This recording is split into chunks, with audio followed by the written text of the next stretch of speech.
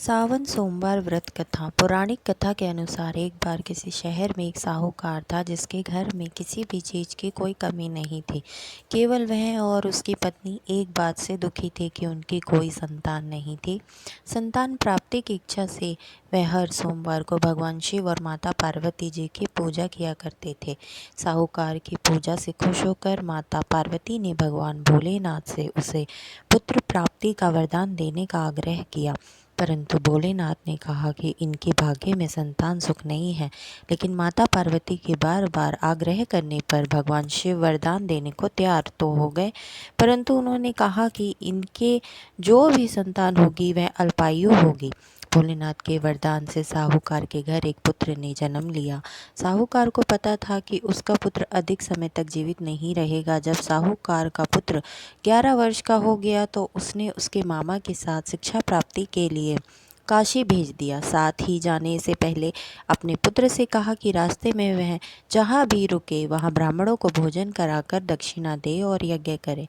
साहूकार का पुत्र और मामा जब रास्ते में जा रहे थे तो एक नगर के राजा की बेटी की शादी होने वाली थी, परंतु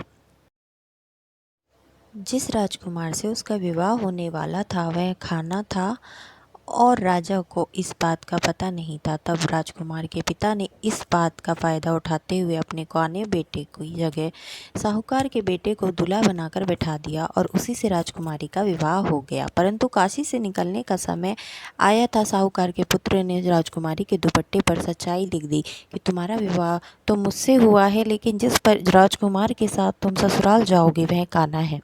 राजकुमारी ने यह बात जानकर कान्हा राजकुमार से अपना विवाह तोड़ दिया। इसके बाद जब साहूकार का बेटा और मामा काशी पहुँचे गए तो वह 16 साल का हो चुका था। 16 साल का होते ही उसकी तबीयत बिगड़ने लगी थी तथा कुछ दिनों बाद मृत्यु भी हो गई। इस बात से दुखी हुआ मामा रोने लगा। उसी दौरान भगवान शिव और माता पार्वती वहाँ से गुजर रहे थे।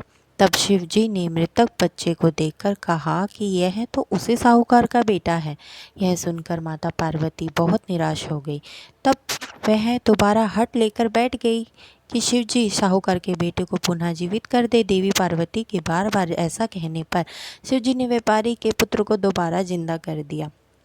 अपनी शिक्षा पूर्ण करने के बाद जब वह मामा के साथ दोबारा अपने शहर जा रहा था तो रास्ते में उसी जगह रुका जहाँ पर उसका विवाह राजकुमारी से कर दिया गया था। तब राजा ने साहूकार के पुत्र को पहचान कर और खूब सारा धन देकर अपनी राजकुमारी के साथ उसे विदा कर दिया।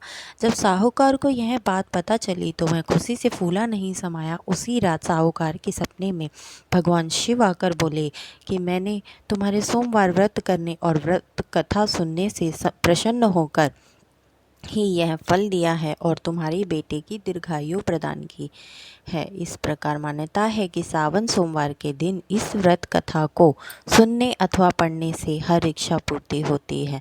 जय बाबा भोलेनाथ की। हर हर महादेव।